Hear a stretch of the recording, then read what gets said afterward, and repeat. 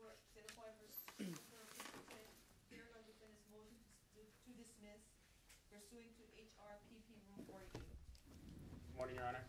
Christopher Bridges on behalf of the state of Hawaii. Good morning, Dan Hempy for Mr. Pinkerton. He is present. Hey, good morning. I have read the defendant's motion to dismiss, and I have read the state's opposition, and I have to tell you that I think it's quite obvious that you are miles apart in what you're representing to the court. Beginning with the move on, Mr. Hempy, anything to highlight or clarify regarding your motion? Mr. Pinkerton, you may be seated. Yes, Your Honor, and I see you brought out the whiteboard. May I use it? Please, okay, by all means. Because I think that's going to be useful. And I'd like to make two, I guess, preliminary comments here. The first is I only received, although I understand they dropped it in my jacket Friday afternoon, I only received their response yesterday morning when I came to work and checked my jacket.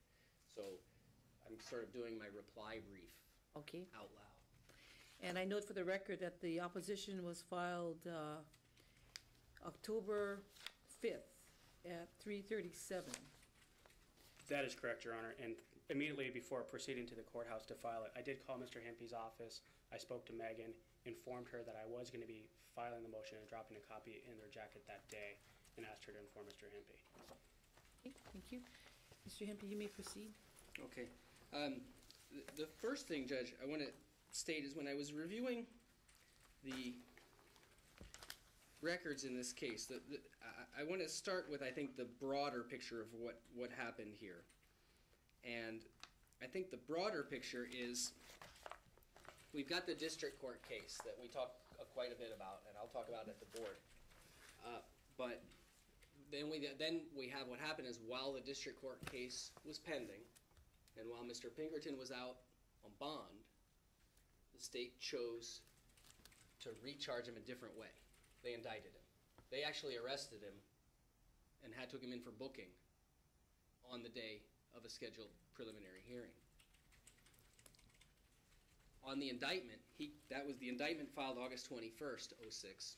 He came to court, and I looked at the minutes, and quite frankly, I can't remember if this is in my attachments or not, but I looked at the minutes, and on the arraignment on the new charge in circuit court, that was before Judge Masuoka, I believe, he asked, Rule 48, and the state responded 6 months from that arraignment.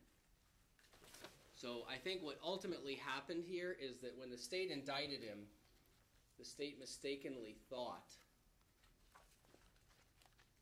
that the Rule 48 clock restarted. That was on August 28, 2006. Correct. On August 28, they represented 6 months later was Rule 48 to the court. That we know, and the state I don't think is even contesting that now because they're conceding a lot of the district court time. We know that when the state told the court Rule 48 ran 6 months from August 28th, we know that was wrong. And so we know that now that there was all this time being used in the district court. And that's really what brings us here is the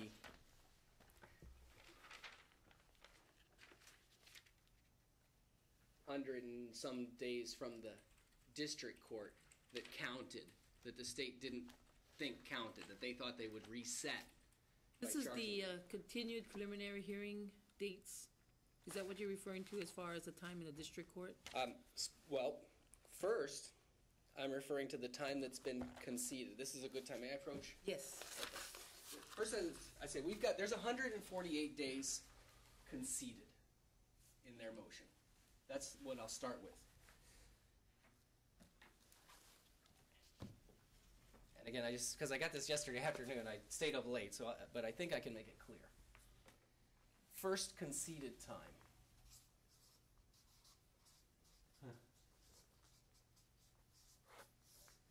I used to be a high school teacher. I haven't done this in a long time. First conceded time is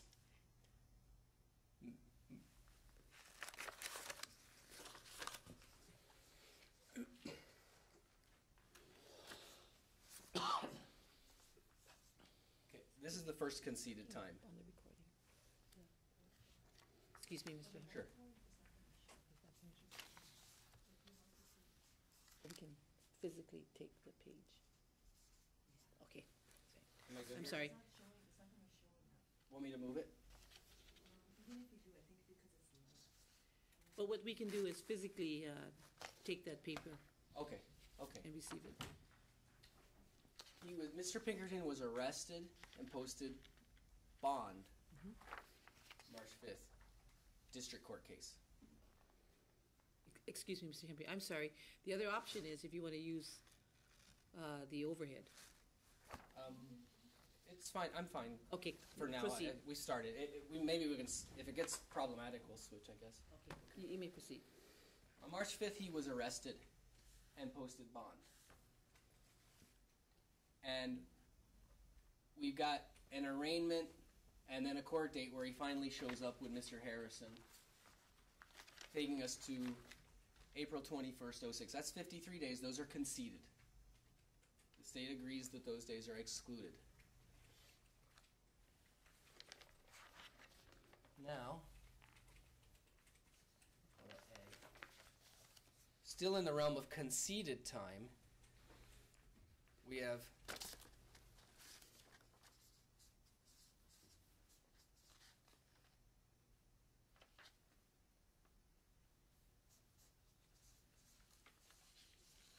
and I know we're sort of jumping around chronologically. We'll get back in order soon, but because I'm just talking about the conceded days.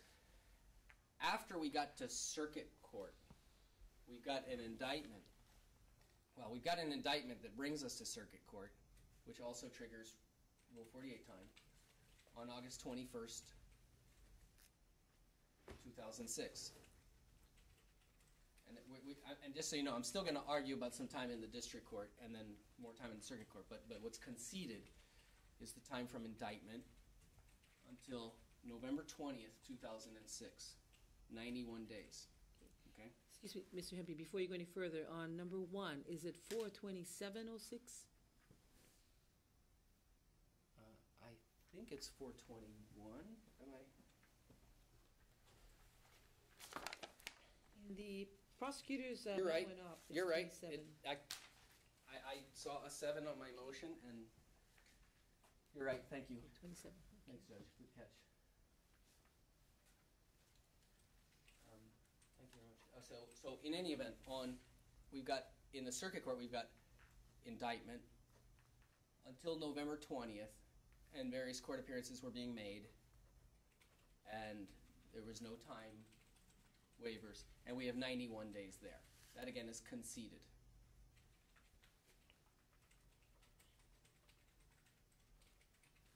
Now, I want to note here, just on November 20th, I'm going to come to this when I talk about disputed time.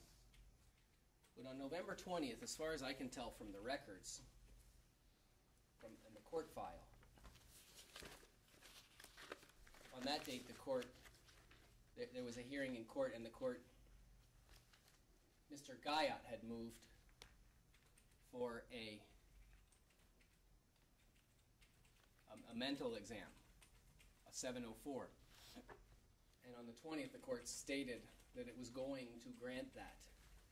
And it ordered Mr. Guyot to prepare the order within 2 weeks. Now, we'll get to that, but the order wasn't signed until December 15th, closer to 4 weeks. But we'll get to that. But that's the November 20th. I'm just trying to give you orientation.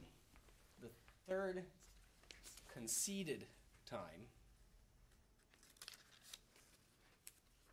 is from June 25, 07 to June 29, 07. And that's 4 days.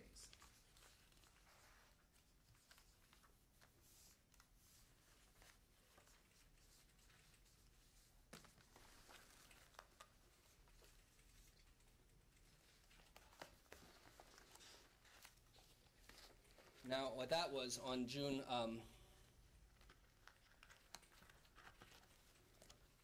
June 25th, the court ultimately made a determination finding Mr. Pinkerton fit to proceed, reinstating criminal proceedings. On June 29th, Mr. Moon filed a motion to withdraw as counsel. So the 4 days between those two events, the state has conceded, are excluded.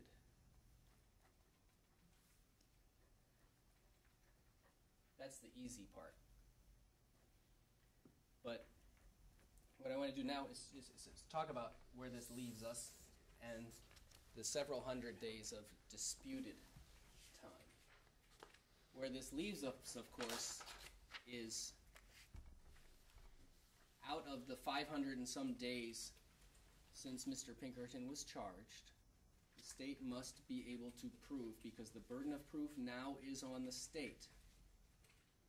Right, the law under Rule 40 is very clear. The defense has to tell the court that more than 180 days have passed. The burden then shifts to the state to prove what's excluded.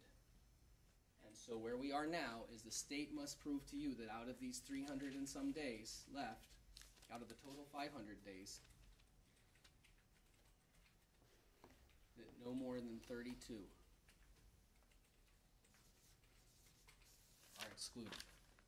That's the magic number, 32. Once we factor in what's been conceded, 32 days. Now, what I'd like to do is show the court a lot more than 32 days and explain why they should be excluded. Okay.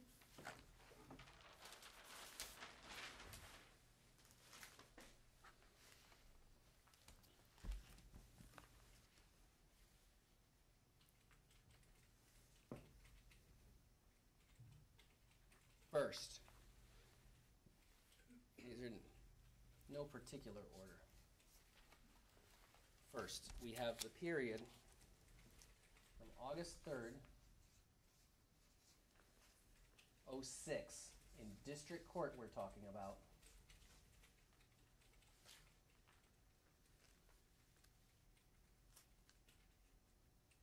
to August 21st.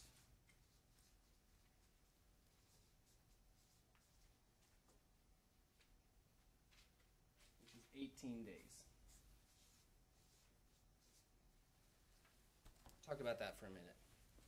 In the district court, Mr. Pinkerton had retained William Harrison as his lawyer. And there was some motions to continue. The preliminary hearing got moved a couple of times. We're not claiming that time that the defense asked to move preliminary hearings. However, there was a preliminary hearing set. The last stipulation that I found in the district court file, was a stipulation to move the preliminary hearing to August 3rd. My review of the district court file shows the file basically going silent, and then we have an appearance on August 21st, which of course we know coincides with the indictment. Remember, he got indicted and arrested when he showed up that day. So how did we get from August 3rd to August 21st? And is that excluded time? Again, I review the court record. I didn't see anything. Now the state, in their opposition papers that they filed Friday, I think, Mr. Bridges puts in his declaration that time, those 18 days, are excluded because William Harrison moved to withdraw. Now, I will tell you, I looked at this district court file. I didn't see any motion to withdraw of Harrison pending during this time. I asked Mr. Pinkerton this morning, was Harrison there on the 21st? And he told me he was. So we know he had a lawyer during this time. I asked Mr. Bridges what was his source of this information. What was the source of his assertion that this time is excluded, and he went to his prosecutor notes, and there's a note from Mr. Guyot in Mr. Bridges' file that says defense moved to continue because Mr. Harrison wants to withdraw, but it does not appear in any court record.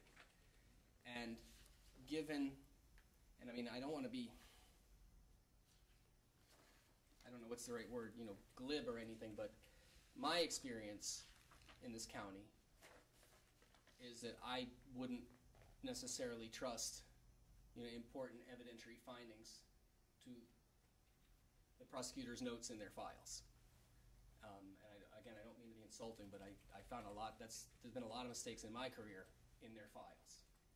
And so I don't think a note from Mr. Guyot to the file relayed to the court via Mr. Bridges satisfies their burden of proving that this time was excluded because it was based on a motion to withdraw by Mr. Harrison that does not exist in the file. This is still all at the district court level. We're at the district court level, but the burden of proof remains with the state here. And again, this is the problem with recharging a guy in the middle of the time clock a different way, in addition to the civil rights problem that we discussed in other cases. But in any event, I'm asserting that the state hasn't proven these 18 days are excluded as a matter of law.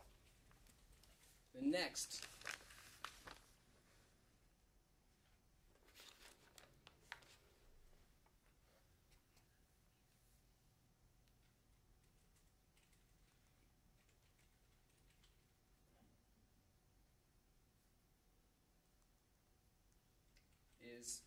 the next one I want to argue is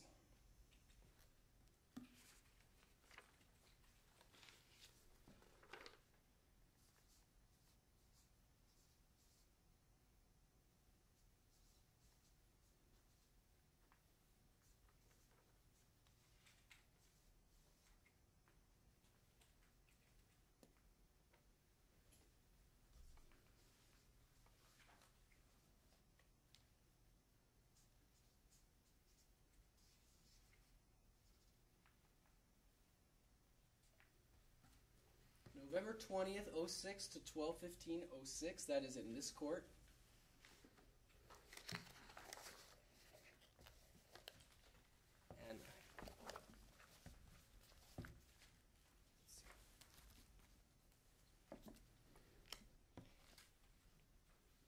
And I'll need to talk about the rule a little bit. May I grab my Yes. copy of the rule?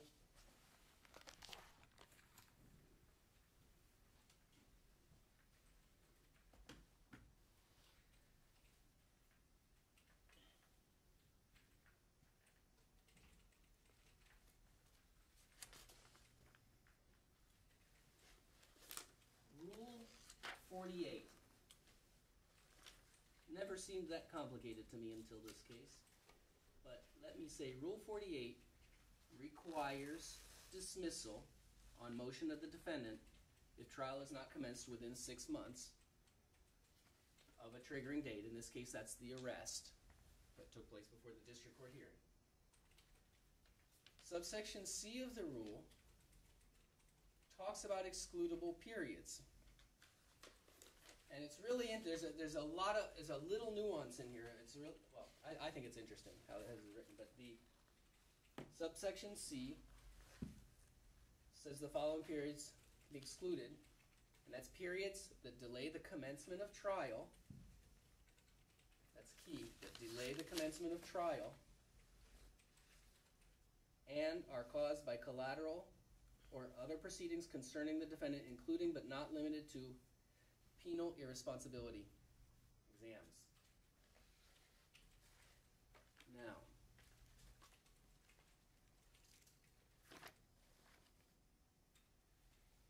it's interesting because if we go down to section D of the same rule, what happened with Rule 48, Judge, is it was written about how I just read it to you, subsection C.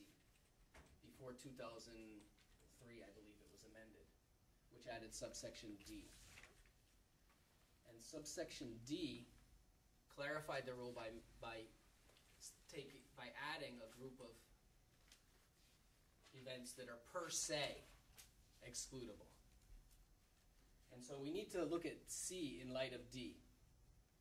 What D says is, for the purpose of subsection C of this rule, the period of time from filing through, and I highlight the word prompt, disposition of the following motions, and I also highlight the word filed by a defendant, are deemed to be periods of delay resulting from collateral or other proceedings. So here's my point. If we look at D, in the light of what happened here, per se excluded time, the per se excluded time of Rule 48, it doesn't apply. And it doesn't apply, D, for two reasons. First of all, the motion for a 704 exam was not filed by a defendant. This was a very unusual case. The motion for a mental exam was filed by the state. And I respectfully submit that the reason why they put that qualifier, filed by a defendant, was so that the state could not use 704 to delay cases. In any event, Rule D we know does not apply because this was not a motion filed by the defendant, as Rule D requires to be per se excludable. Rule D also does not apply because Rule D qualifies the delay, and it specifically only excludes, if it applied, the period of time through filing of a motion through the prompt disposition of the motion. Now, prompt, the word prompt limits what's excludable. Now I return back to this. On November 20th, the court apparently verbally indicated that it was going to grant the state's motion for a mental exam. That's correct. The court, if you look at the minutes, and I believe it was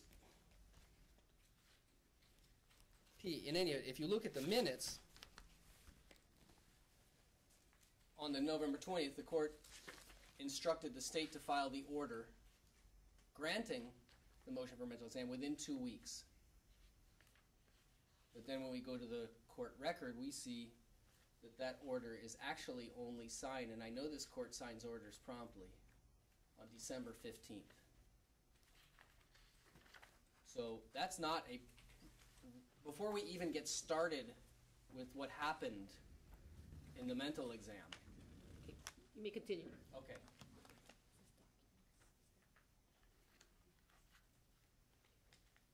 Right. Okay. Sorry. Before we even get started with what happened in the mental exam and who that should be charged to, we have a delay. The court ordered this to be done within 2 weeks, but it wasn't, Right. apparently. So it would have been 14 days. That arguably could have been excluded, arguably. But instead it was 26 days. So, we have delay, not prompt. And in any event, again, this is all only to satisfy the court that subsection D, which would require exclusion, doesn't apply. We have that. That's not prompt. Now we get to the what happened. And I know the court knows what happened. Yes. The court ordered a full 704 exam, 2 prongs. And this is really interesting how that plays into the rule. It's actually almost, the rule almost looks like it was written for this decision, but I noticed this, that the Rule 48, subsection C, talks about periods of delay that delay the commencement of trial that are caused by collateral or other proceeding concerning the defendant, including but not limited to penal irresponsibility examinations. That's what they talk about in C, irresponsibility. To me, Irresponsibility means competence at the time of the offense. You are either responsible for the crime you committed or you're not. That's the second prong of a 704 exam. That's the prong the state told the doctor to ignore. What's set forth in C. But if you look down at D, when you talk about what's per se excluded if it's filed by the defendant, they don't talk about the same type of 704 exam. They don't talk about penal irresponsibility examinations. They talk about motion for mental examinations, which is more of the whole of 704. In any event, we have an order dated December 15th. We know that the order goes to the doctors and they do their two-prong test. We also know that we had a return date of February 27th. Return on mental exam.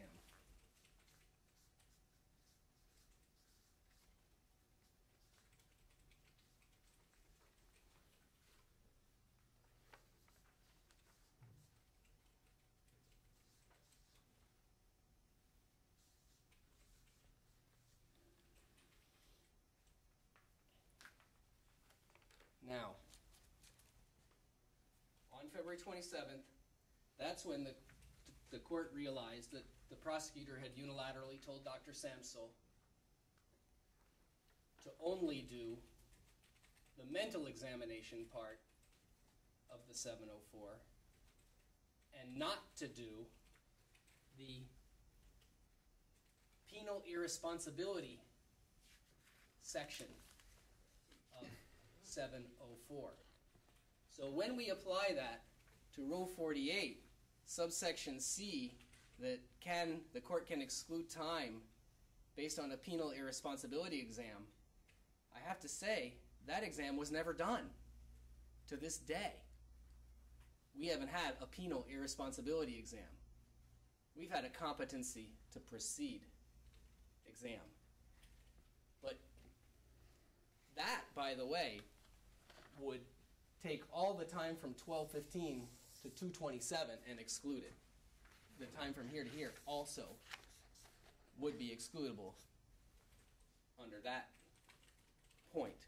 But in any event, even if you gave the state the time, which I'm not conceding, from 12:15 from the order till the return date, even if you said, okay, well, that's really a penal irresponsibility exam, even though the prosecutor told the doctor not to do a penal irresponsibility exam, even if you give them that, we come on 27th and the court realizes what happened.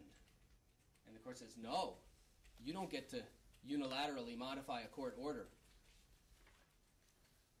I'm sending this back for Dr. Samsel to finish his report properly. And that delayed us to May 1st. 07. Oh, thank you.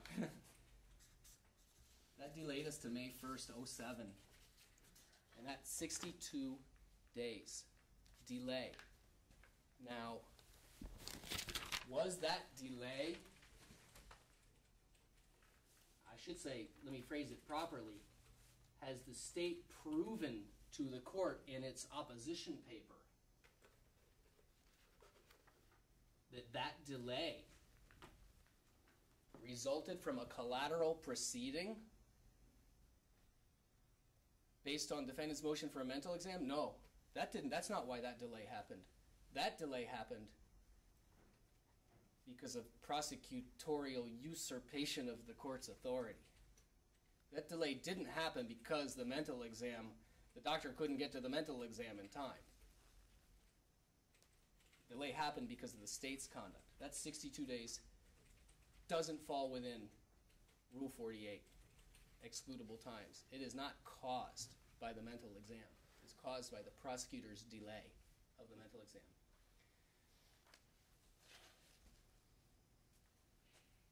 Yeah, Mr. Hempy, are you done with that point, that C? We're about to move on to the next?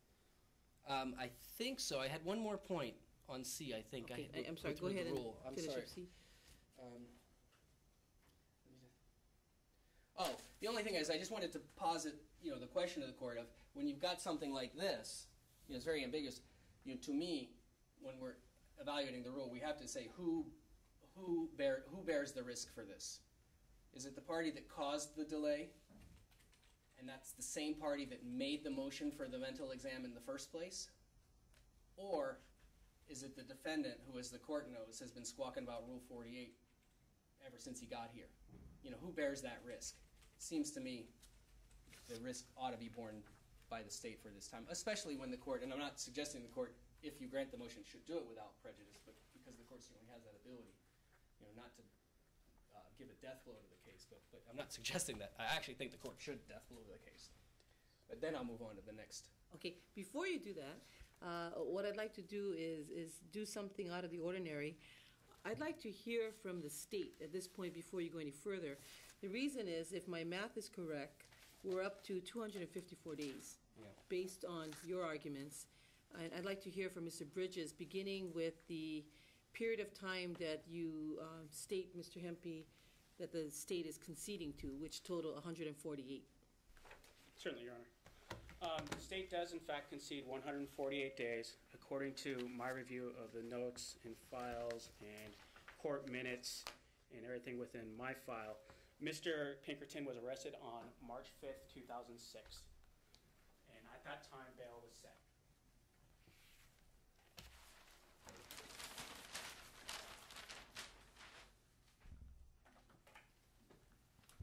So, 3506. Let me grab my notes.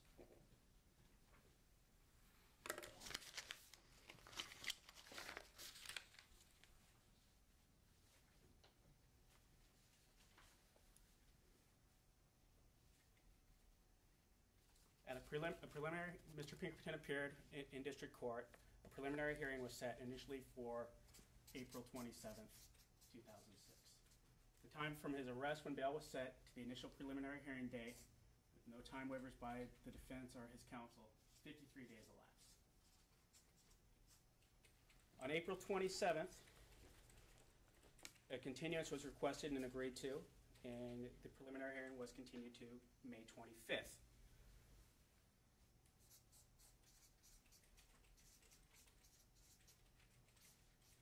Continuance with these consent. So those days are excluded for Rule 48 purposes. On May 25th, again, defense counsel, who at the time was Mr. Harrison, agreed to continue the preliminary hearing until August 3rd.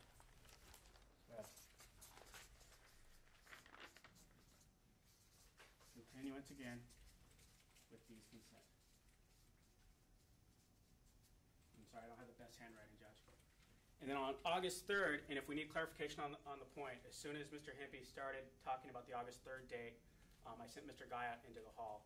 I've read and reviewed Mr. Guyot's notes. His notes in our file indicate that on August 3rd, an oral motion to withdraw was made by Mr. Harrison in the district court. Without objection, that oral motion was granted. On that date, August 3rd, 2006, Mr. Pinkerton applied for and was accepted by the Public Defender's Office. Mr. Moon was not obviously ready to proceed with the preliminary hearing on that date, so the matter was continued 3 weeks at the defense request to August 24th. And this is in whose minutes? This is based on the notes I read it in the court file, and I asked Mr. Guyot to verify the veracity of those notes. Have you seen the district court minutes? I have not. Okay, and let me just state for the record that I do have the calendar with the minutes from the district court for the proceedings on August 3rd. Other dates as well, and there's no reference to that. But okay. And if you would like, we can call in Mr. Guyot and have him take an oath and testify as to what he remembers and what he... Well, what period of time are we talking about? So we're talking about from August 3rd, actually until August 24th, there was an agreed upon continuance. In fact, the continuance was at the defendant's request because he had new counsel at that time. Mr. Harrison was allowed to withdraw, and the public defender was appointed to represent Mr. Pinkerton on that date, August 3rd, 2006. Okay, so we're talking about 21 days. 21 days. Okay. in this 21-day period is when the state decided to go by way of indictment on August 24th, on August 21st. So as far as conceded time, I gave Mr. Pinkerton the benefit of the doubt and only counted as excluded the date from when he agreed to continue it until August 24th, though an argument can be made that there's an extra 3 days there. Okay, Okay? but at most, we're just talking about the 21 days there. Yes. On August 24th, Mr. Pinkerton appeared as scheduled in district court for his preliminary hearing. Because an indictment had been returned with a true bill on 3 days prior, the district court case was dismissed without prejudice. Mr. Pinkerton was taken briefly into custody. However, because, and again, this is based on what I've been informed by Mr. Guyot and my notes in the file, because an order transferring bond had not been completed, Judge Cinda ordered him immediately released on that date, August 24th. So he didn't actually stay in custody. An entry of plea on the indictment was scheduled for circuit court on August 28th. So on August 28th, 2006, we have EOP in circuit. Trial date is set for November 20th. On November, I believe it's November 8th or November 9th, the prosecution filed a motion for a 704 examination. That motion was granted by this court on November 20th, without defense objection, by the way.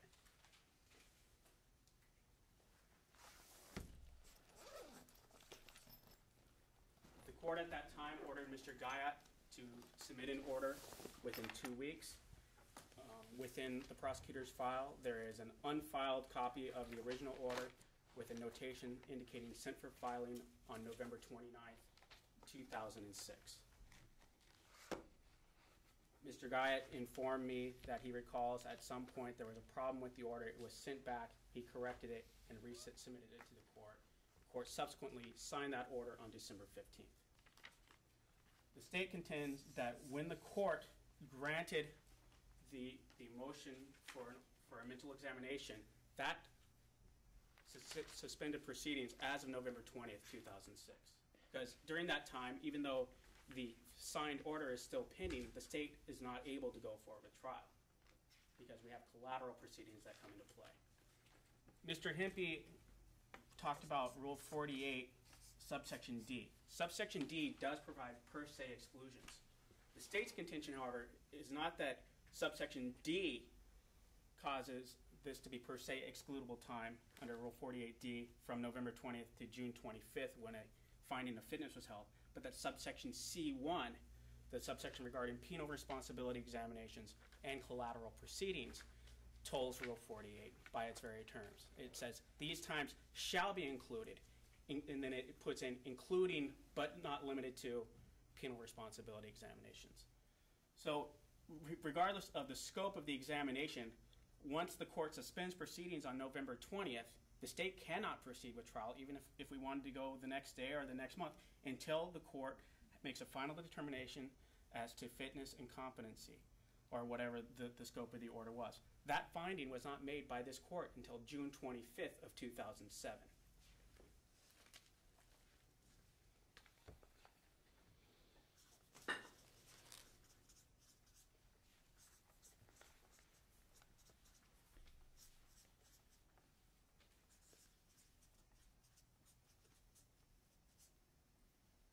So as far as the conceded time, from March 27th till August 21st, possibly till August 24th, 2006, all of that time is excluded for Rule 48 purposes. And that amount of time calculated out in my summation within my moving papers, Judge. That's 116 days. So from March 5th, 2006, all the way through, No, from April 27th, 2006 to August 21st, 2006 is excluded time. All those times were continuances that were either at or with the consent of defense counsel and the defendant. So that's a total of 116 days of excluded time for Rule 48. and I don't think Mr. Hempy was disputing that. Correct. But I believe that's what the court had asked me to address initially, correct? Okay. Then we have from August 21st, and again, that's giving the defense every benefit of the doubt. Like I said, arguably it's August 24th since he'd agreed to continue the prelim until that date. To November 20th, that's non-excluded time. This is all still in 2006. And that total amount of time. I'm digging on here. 91 days? 91 days. So 91 non-excluded days. Plus the 53 days from before. So that gives us 144 days. Proceedings were reinstated on June 25th, 2007. And we can talk about, if you want, I can talk about the time between November 20th and June 25th, 2007. But as I said, the state contends that time is excluded as per Rule 48, subsection C. On June 25th, 2007, proceedings were reinstated. On June 29th, 2007, 4 days later, a motion to withdraw was filed by Mr. Moon. He filed an amended motion to withdraw, I believe it was on July 13th or 14th of 2007. The motion hearing was had, and that motion was granted on July 31st. Okay, before we go further than that, Okay. because Mr. Hempy didn't go that far because I stopped him, I'd like you to address the 11/20/06 period. Okay. And to break it down, and so that we can logically follow this, I'd like you to address the way that Mr. Hempy had it broken down from 11/20/06 to 12/15/06, which is the period between which the court granted the 704 motion and the court's execution of the order. And why is that period excluded? Because at the time, on 11/20/2006, court granted the order, the motion, excuse me. Once the court grants the motion for a mental examination, that suspends proceedings in circuit court. The following order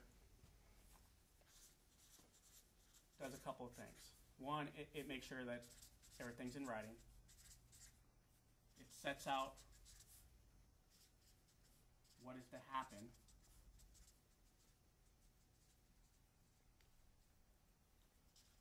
And it basically verifies the court's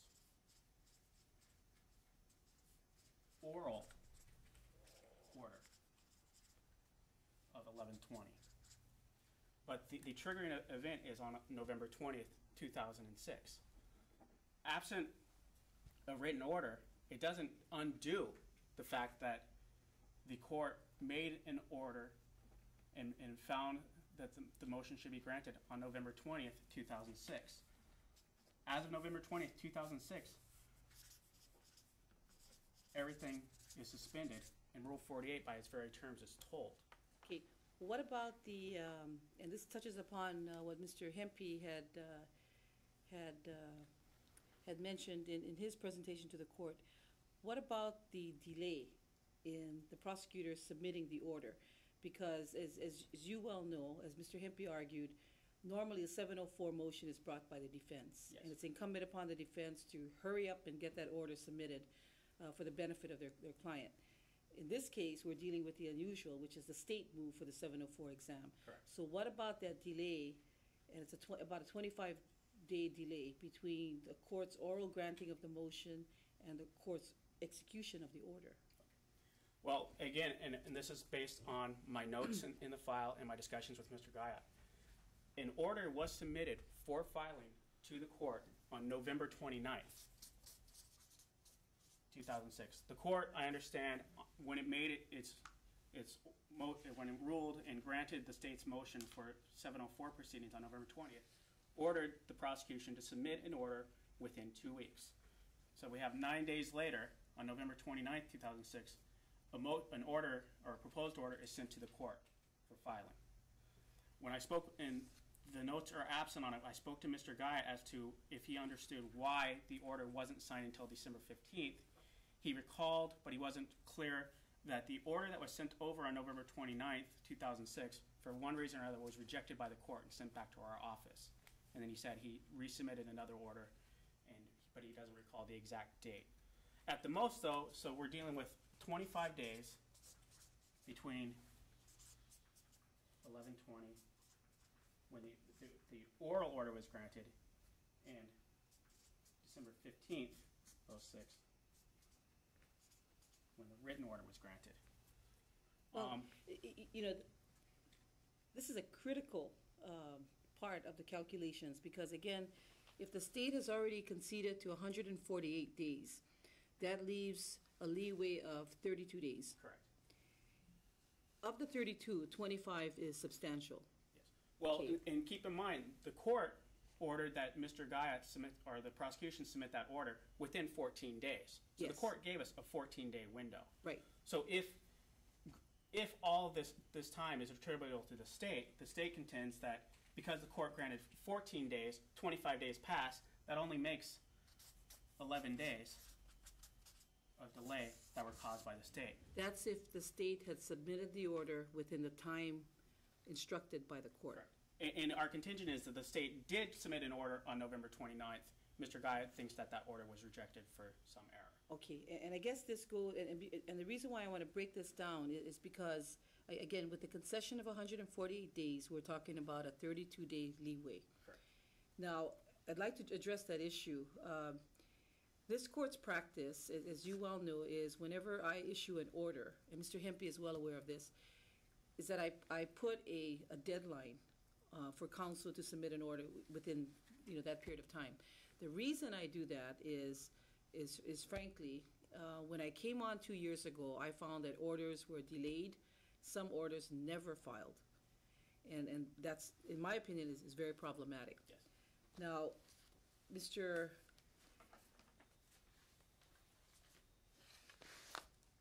I guess I'm sort of at a loss here, because I guess the assumption, Mr. Bridges, is that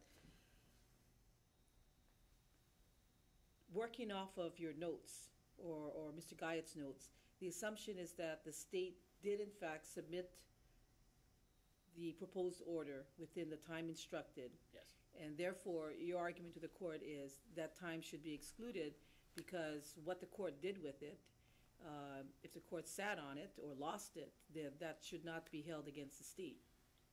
What I want to make very clear, Judge, though, is the state contends that as of November 20th, 2006, when Your Honor, sitting on the bench in open court, granted the motion for 704 examination, Right. that's the triggering date. That suspended proceedings. After that date, once the court makes that oral granting of the motion, nobody can proceed with trial until the court finds the defendant is fit to proceed. Right, I understand that. I guess my concern is, though, is that if there's not a prompt submittal of the order, and if there's not a prompt execution of the order by the court, then conceivably, unless you had a Mr. Hempy on every Rule 48 case, a lot of time could pass. Correct. Before the issue of speedy trial is brought up. And what that serves to do is that serves to delay the collateral proceeding, Right, which is the mental examination. that's correct. Time of the collateral proceedings is excluded under Rule 48C. What that does is not, and I'm not trying to argue that we can sit on our 704 forever. There are time limits within the statute itself, as you're well aware. Which But- seems to not be followed in this circuit or in the Correct. state. And that's problematic, and we're hoping to address that. That's not the crux of this issue.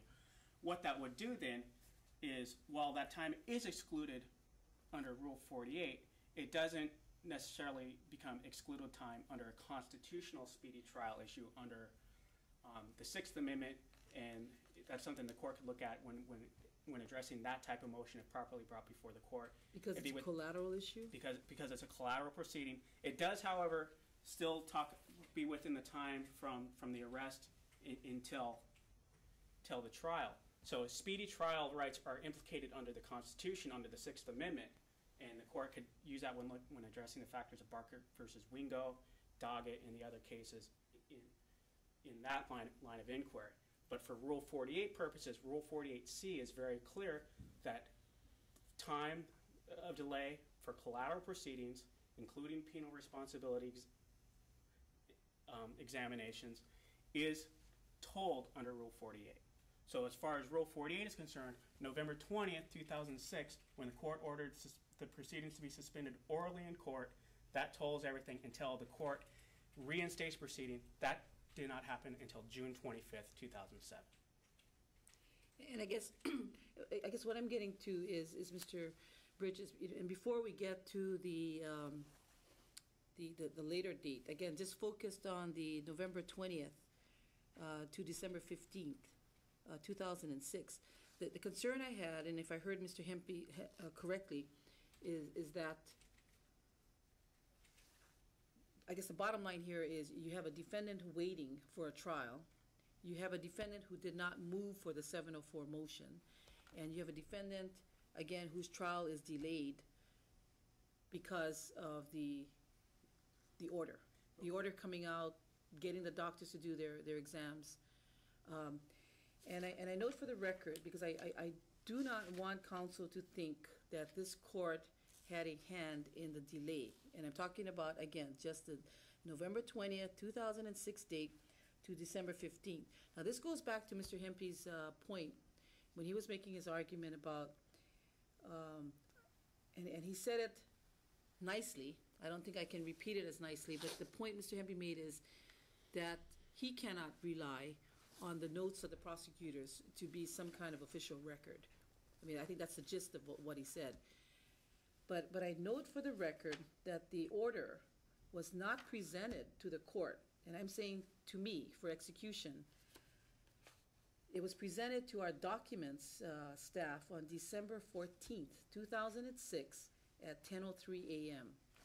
This court then executed the order and sent it back down to documents for filing, and it was filed on December 15th, 2006 at 11:43 a.m. So in the span of approximately 24 hours, the documents clerks received it, processed it, sent it up to my chambers, I signed it, sent it back down, filed it, processed it. And I think, I mean, I don't know that I could have done it any faster. But the point is, contrary to the prosecutor's notes, there was no order presented to documents prior to December 14th, 2006, which is outside of the court's instructed 2-week period. And again, my notes indicate that it was sent over on November 29th. Mr. Guyot recalls having it sent back from the court for a correction, and then he indicates to me that he promptly resubmitted it. But the correction goes to the later dates, and then we're going to get there. The correction goes to the problem that was raised by Mr. Hempy regarding Mr. Guyot's instruction to the doctor contrary to the court's order. But again, Rule 48 provides that collateral proceedings, and this would be a collateral proceeding because the criminal case was suspended as of November 20th, 2006, when the court orally granted the motion for a 704. And it should be noted that that motion was granted without objection from the defendant. So for the defendant to now claim, oh, this is delay and everything, you know, they didn't object to that motion on November 20th, 2006. And so as of November 20th, 2006, Rule 48 is told. What about Rule 48, D? Rule 48D is not applicable to this case. Rule 48D clarifies Rule 48C, and it says, for analysis under Rule 48C, these specific terms are per se excludable, and they talk about defense motions. This is not a defense motion. This is a collateral proceeding that was brought about by a prosecution motion without objection from the defense. And so it should only be analyzed under Rule 48C, not Rule 48D. D is inapplicable. D sets out specific per se exclusions under Rule 48C. So Rule 48C is very clear in its mandate that collateral proceedings which delay the trial concerning the defendant are excluded for the purposes of calculation of time under Rule 48. And so once the court suspends proceedings on November 20th, that tolls Rule 48 until the proceedings are reinstated. And again, that did not occur until June 25th, 2007. Everything between November 20th, 2006 and June 25th, 2007 is part and parcel of a collateral proceeding regarding the 704 examination. So you're saying that if Mr. Pinkerton had moved for a 704 exam, then under 48D, that time would be excluded. But since the state moved for the 704 exam, then the delay in the state processing the order and submitting it to the court, that is of no consequence? What I'm saying is, had Mr. Pinkerton moved for the 704 exam, the applicable analysis would be to analyze Rule 48C within the purview of Rule 48D and the specific excludable times set out there. But because it was not a defense motion, Rule 48D is inapplicable, and we only need to look at the language of Rule 48C. Right, I agree with that. But I guess my question is, since he didn't move for it, it was the state that moved for it, the fact that there was a delay caused by the state in submitting the order and having the order filed, which then, of course, delayed the whole examination process, you're saying that that's of no consequence? I'm not saying it's of no consequence. I'm saying it's of no consequence for analysis of Rule 48. Right. It is of consequence for analyzing his speedy trial rights under the Constitution. And again, that would be a separate motion filed under the guise of the Sixth Amendment. And we would look at the federal cases, analyzing that, including Barker versus Wingo, which sets out a four-pronged test for the court to analyze that type of situation. But Rule 48 is not a constitutional motion. It's a statutory motion. And as such, we're constrained by the language of the statute. The language of the statute is clear that when there are collateral proceedings involving the defendant that delay the trial, those proceedings toll the time for the statutory rule. Okay, so the 26 days you're saying that should be excluded? It actually is 25 days, and it's not excludable time. It's time when Rule 48 is tolled. So if we're looking at the total period of time, yeah, those days during the tolling of Rule 48 from November 20th until June 25th are all excluded because Rule 48 is tolled because the proceedings are suspended during that time. Okay, I'd like you to move to the next period of time, which is the February 27th, 07 to May 1st, 07. Once again, this is what Mr. Hempy argued was the delay caused by the prosecutors. Okay. And as I argued before, this is all within the time when the state contends that Rule 48 is tolled. It's my understanding that the original return date was set for February 27th, 2007. On that date,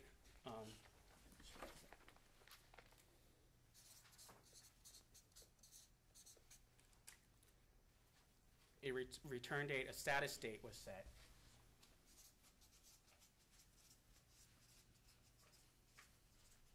For March 20th. 21 days later. On March 20th, another status hearing was held.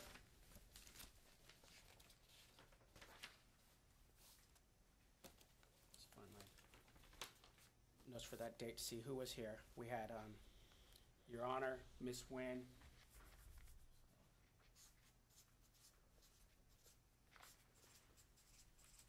Mr. Moon was here.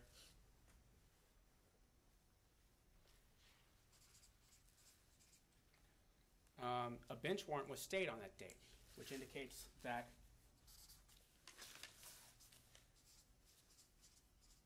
Mr. Pinkerton wasn't here. Bench warrant was stayed until the next hearing, which was set for April 24th, and we were still awaiting Dr. Samsel's additional report.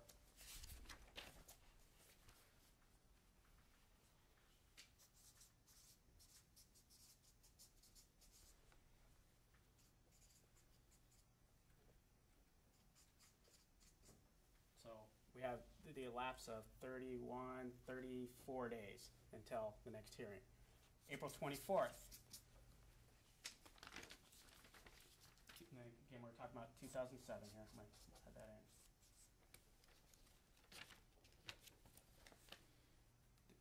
We have judges here. Ms. Wynn is here. Got the defendant here this time. No Mr. Moon. Mr. Kalma is here. Indicates to the court that Mr. Moon is sick, and they request a continuance of 1 week until May 1st.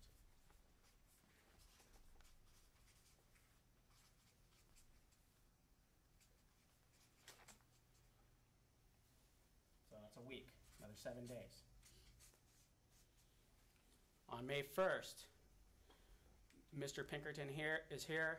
He's claiming that he has a conflict. He wants Mr. Moon to withdraw as his counsel.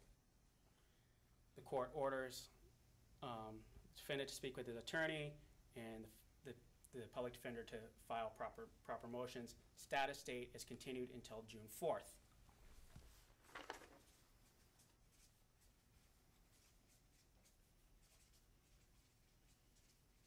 The defendant wanted Moon to withdraw. June 4th, 2007, status conference. Everybody's here that needs to be. We have Ms. View for the state, Your Honor, Mr. Moon, and the defendant. Per the court, Mr. Acoba was to get an updated report from Dr. Samsel. Mr. Moon indicated to the court he didn't know if a report was requested by Mr. Acoba. He indicated that he would file a motion to withdraw as counsel. Status of counsel was set on June 25th. So from June 24th to June 25th, we have another 3 weeks delay for the defense counsel. And then on June 25th is where the state concedes that the court found the defendant fit to proceed and reinstated proceedings, restarting the Rule 48 clock. As of June 25th, Mr. Moon had yet to file his motion to withdraw. That motion was subsequently filed 4 days later on June 29th. And we can talk about that after Mr. Hamper gets an opportunity to address that time. So you're saying that all of this time adds up to what? Well, again, the state contends that Rule 48 is very clear that collateral proceedings involving the defendant toll Rule 48 by its very terms under Rule 48C. And so the entire period of time from November 20th until June 25th, when the court reinstates criminal proceedings on this matter, is tolled for Rule 48 purposes. In that period of time, I calculated out in my moving papers, Judge, is 217 days.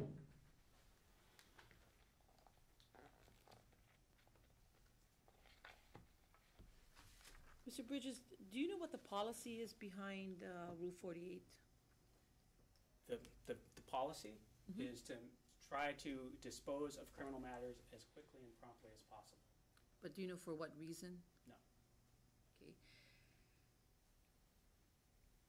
I imagine it has to do with judicial economy, making sure that cases don't linger for years and years and years in court, and also to make sure that there's not this possibility of prosecution hanging over a defendant's head for an undue amount of time. Okay. But that's an assumption on my part. Okay, you pretty much summed it up. It's to assure the defendant of a speedy trial and to avoid congestion in the courts. Yes. And the reason I'm asking you that is, how do you comport that with your reference back to it's a collateral matter, and therefore the court should not be giving it the weight that Mr. Hempy is arguing that it be given? Well, again, that's by the very terms of Rule 48C. And I cited it in my moving papers. If I may have a moment, Judge, I'll pull up that citation for you. The exact language of Rule 48C. Rule 48C1, excluded periods. The following periods shall be excluded in computing the time for trial commencement.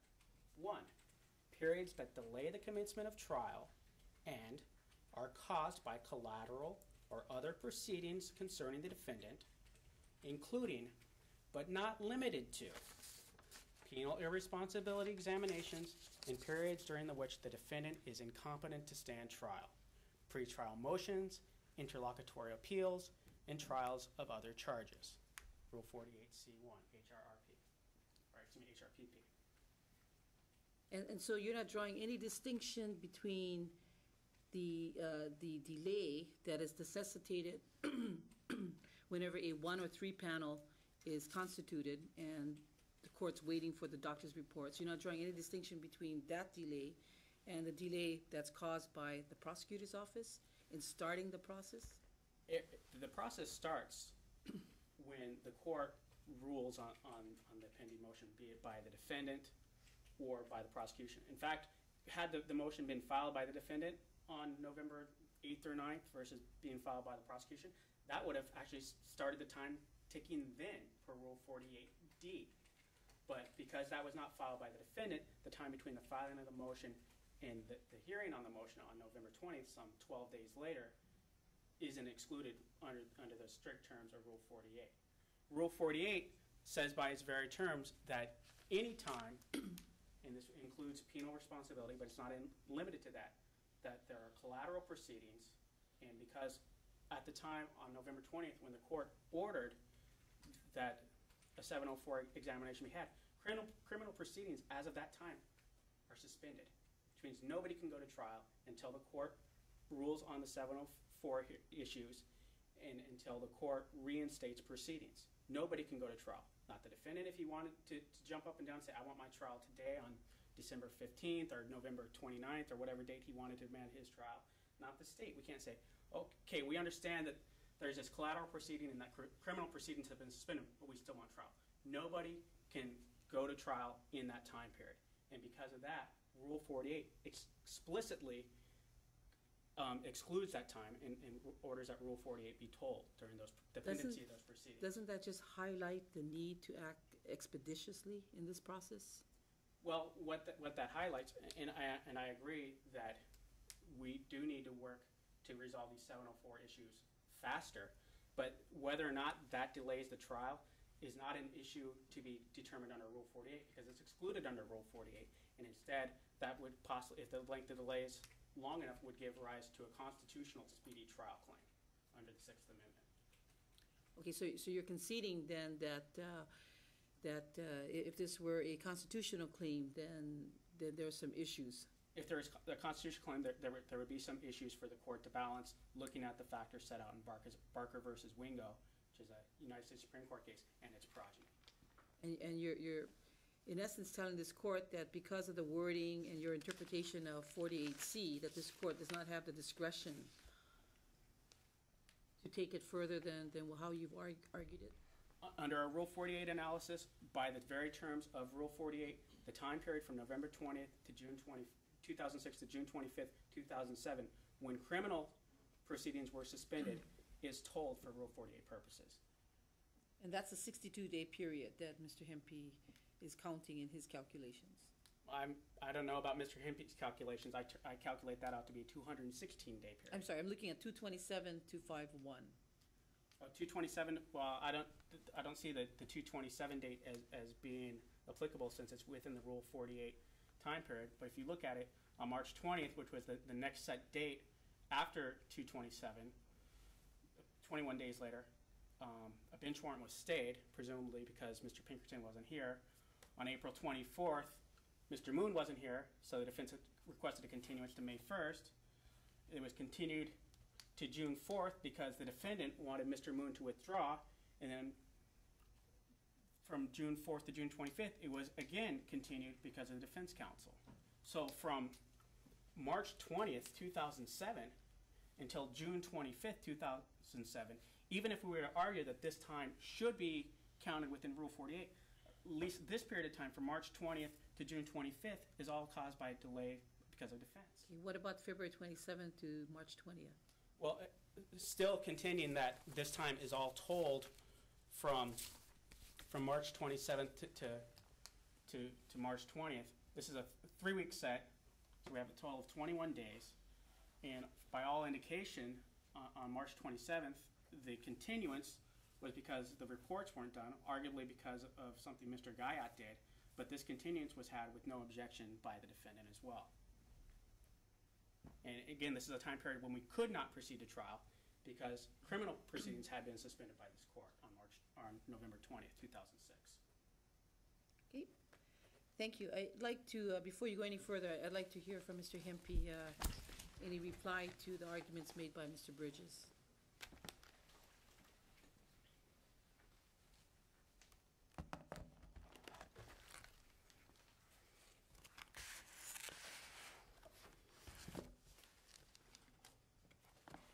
I think the court has hit the nail right on the head. It appears that the court, one of the significant issues is what happens when the state causes the delay. The rule that we keep citing talks about excluded time, periods that delay the commencement of trial. That's one. The state hasn't proven to you, first of all, that there was no change of the trial date at the time of November 20th. But in any event, let me keep going. That's really a side point. Periods that delay the commencement of trial and are caused by collateral or other proceedings. The court has I believe, the responsibility of determining today what caused the delay. Because the statute doesn't say all collateral proceedings are automatically excluded. That's not what it says. It says periods that delay the commencement of trial and are caused by collateral or other proceedings. The cause of these delays, the first cause of the delay, is 2 weeks lag in getting an order to the court. That's the first cause that delayed the commencement of the trial. The collateral proceeding didn't cause the prosecutor to sit on the file for a month. And also, I want to note that when my understanding is the prosecutor filed their motion, the court heard the motion, it indicated that it was going to grant the motion, may have even said grant your motion, but I didn't see, at least, and I'm coming in after the fact here, but I didn't see on November 20th the court suspending criminal proceedings. I only saw that on December 15th in the order. On November 20th, I believe the minutes simply say the motion is going to be granted. But in any event, the month-long delay wasn't caused from November 20th to December 15th. That delay wasn't caused by the collateral proceeding. That was caused by prosecutorial delay.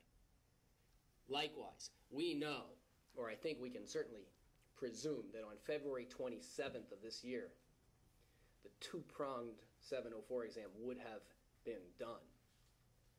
Taking this from February 27th until 62 days later, that delay wasn't caused by the collateral proceeding.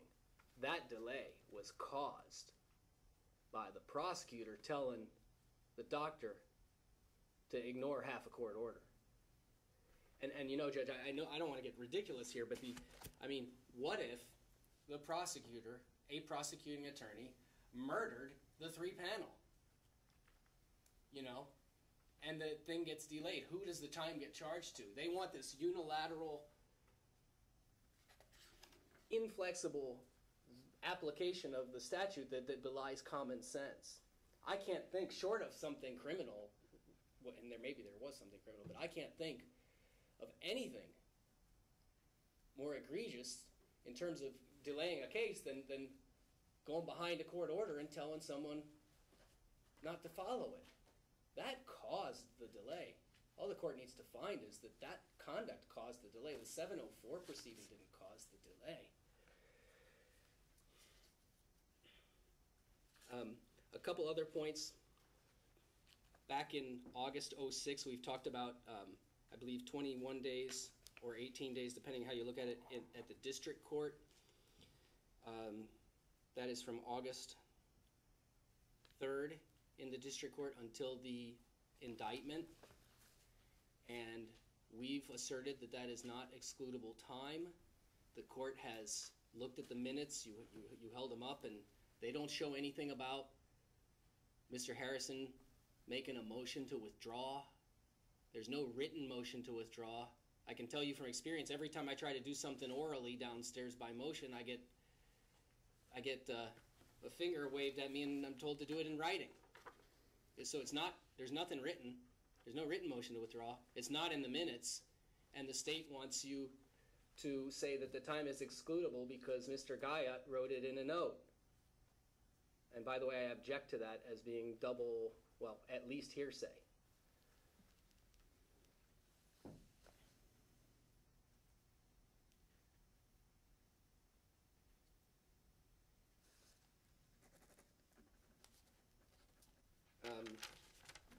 The state's kind of trying to have it both ways. They're talking about after the February this year, we came back for the return on the mental exam that should have been done, and then we've got several. I think it was 62 days. Now it's starting to blur, but I think we had 62 days until actual fitness was found.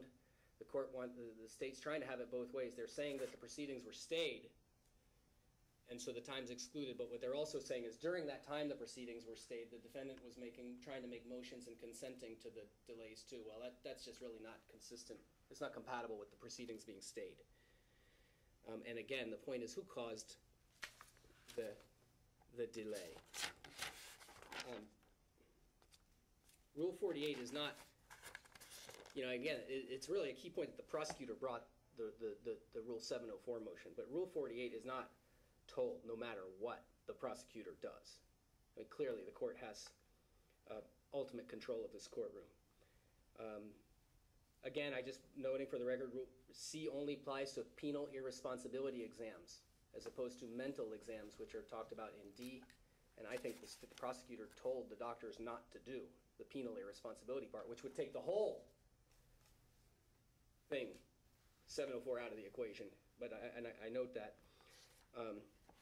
And finally, I just want to conclude with the big picture again here. This case got off track, and it was through no doing of the defendant.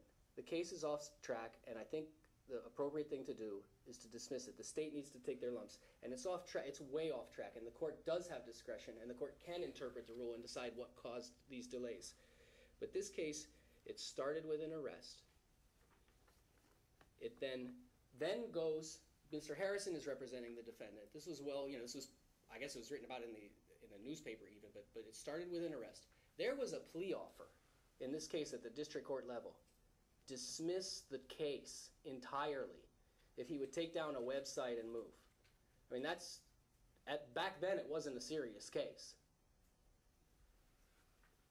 He said no to that. Then he gets indicted. That's fine. The state makes a mistake thinking that the indictment starts the clock over. It didn't. So now we're off track and scratching our head in what happened. It was a dismissal, and now I'm in circuit court because of my website. We're thinking something's wrong. It's followed with a sitting on the order for 4 weeks, 3.5 weeks. That's followed by telling the doctors involved to disregard the order. And then where does that leave me? I get appointed to the case. I'm supposed to do a competent job. I'm not allowed to waive his Rule 48 rights or his speedy trial rights. And according to their own calculations, I've got 32 days. So I'm sitting here going, I gotta continue your case. It's your right to effective counsel versus your Rule 48 right. And I've got a Hobson's choice. So where does it leave us?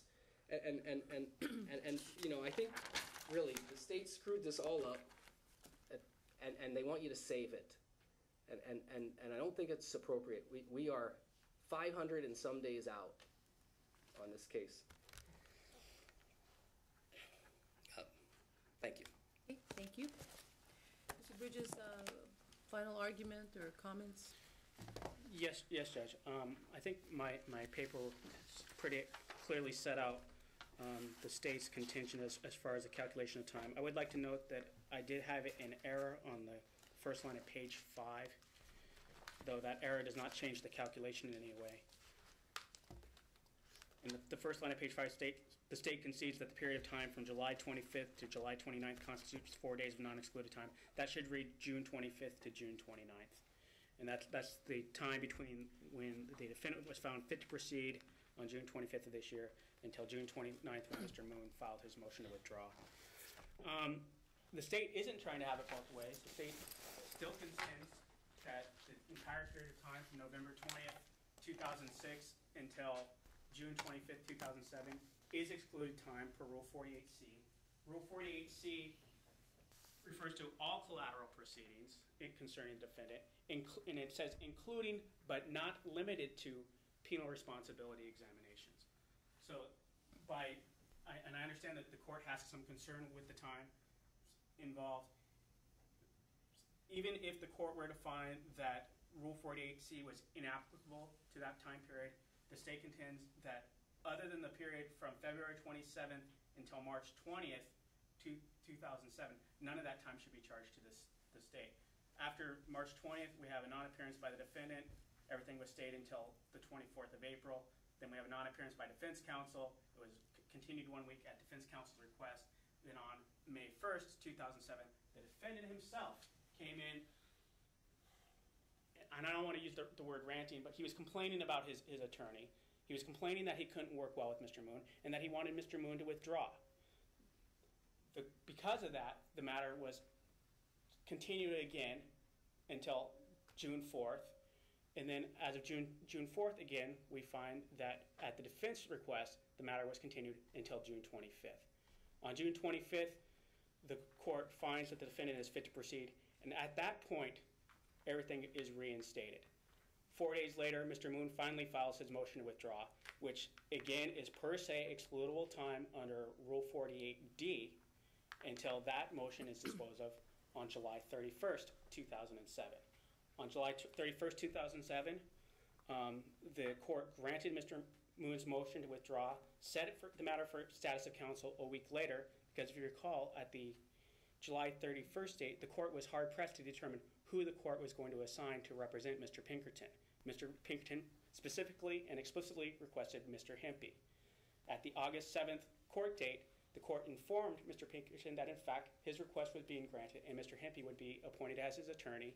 The court also informed everybody that the court had talked with Mr. Hempy and was informed that Mr. Hempy was on vacation. And so the matter was continued again another week because of defense counsel's unavailability, and it was necessitated by his vacation schedule. On August 14th, an October 22nd, 2007 trial date was held, and Mr. Hempy, I believe, concedes that at that date, Mr. Pinkerton expressly waived his right to Rule 48 for the period from August 14th until October 22nd, 2007. So if we look at the calculation of dates and times, there's only 148 excludable days per Rule 48 considerations because of the continuances at the district court level and again at the circuit court level that were either necessitated by either defense motions, were either at the request of the defendant or agreed to by the defendant, including stipulations. And the only period that's really an issue is the period from November 20th, 2007 until June 25th, or excuse me, November 20th, 2006 until June 25th, 2007. And by Rule 48C's explicit terms, those periods shall be excluded for Rule 48 purposes. And if the court wants to break it down, the period from March 20th of 2007 until June 25th, 2007 was all caused because of the defendant or defense counsel or problems between defendant and defense counsel. And the period from November 20th till December 27th was the initial period necessitated by necessitated by the 704 proceedings. So the only period that's even arguably applicable to the state in that time period would be the period from February 27th, 2007 until March 20th, 2007, a period of only 21 days, which is still within that 32-day window. And that 32 days begins running on October 22nd, after Mr. Pinkerton's waiver expires, because he explicitly, again, waived that time period from August 14th until October 22nd in open court on the 14th of August. So that gives us until, by my calculation, November 23rd at the outset, but if you want to subtract out those 21 days, that still gives us until November, the first week in November, absent any other continuance requested by the defense. Mr. Hempy is now claiming that he's left with the Hobson's choice between providing competent counsel or protecting his client's Rule 48 rights. Well, Mr. Hempy was appointed to this case on August 7th. When he appeared in court on August 14th, he and his client agreed to an October 22nd court date. That's 2.5 months, more than enough time to get ready for a trial. And then we have a month after that by the state's calculations. So he's got 3.5 months with which to prepare. Certainly not a Hobson's choice. More than enough time for an attorney of Mr. Hempy's experience and skill level to prepare for this type of case. Okay, thank you. All right, the court is prepared to make its ruling. Let me begin by saying what I said in the beginning, which is both sides appear to be far apart, even with the concessions. Let me also thank counsel, because I think your use of the whiteboard was very helpful to the court. Now, I'd like to preface what I'm going to say by reminding counsel of the question that I posed to Mr. Bridges, which is the policy and the whole purpose behind Rule 48. And it's basically twofold. And Mr. Bridges, you hit on the efficiency part. You know, it's to avoid congestion in the court, to move the cases along. And then you tangentially mentioned, and also to afford the defendant a speedy trial. Well, the way this court approaches it is that it's to ensure an accused or the defendant a speedy trial, and also to relieve the court of congestion and to be efficient in the processing of criminal cases. Now, it's important to start from that preface, because, you know, let's not forget what Rule 48 is about. And I think it basically provides the foundation to the interpretation of Rule 48, including what appears to be the language that's in dispute between counsel, which is Rule 48C. And Mr. Bridges is correct about the reference to collateral or other proceedings.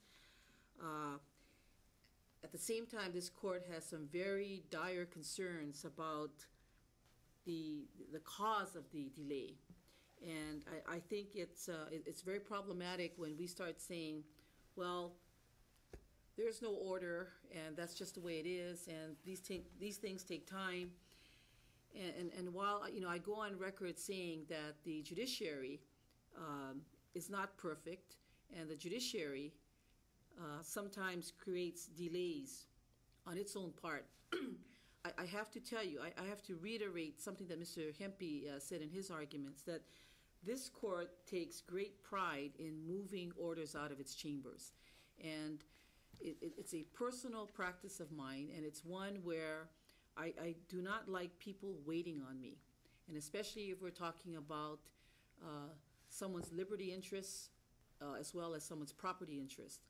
And if I need to stay late, if I need to work late, work on the weekends, I'll do that. But I will not sit on proposed orders.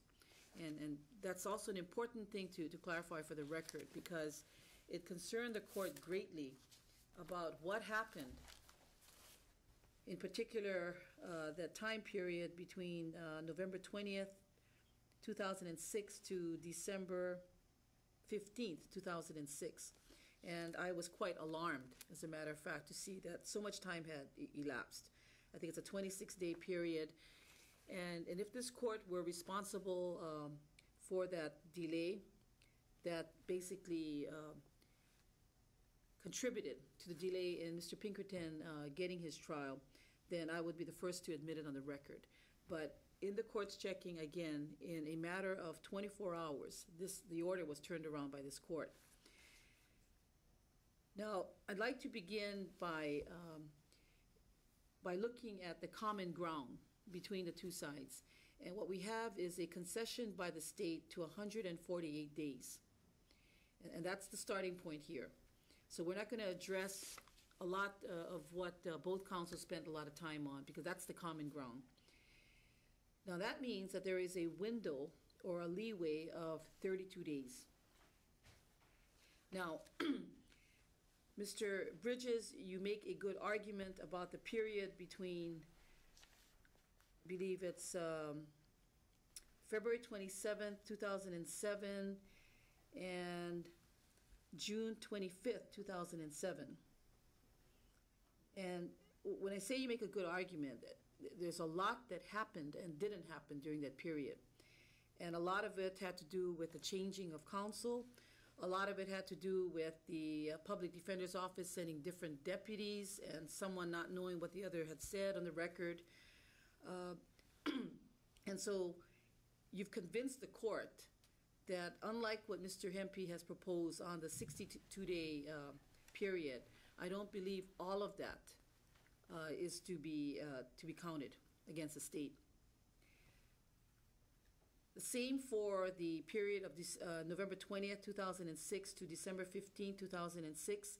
The dispute between council has to do with, are the proceedings suspended when the court orally issues the order or when the court signs the order?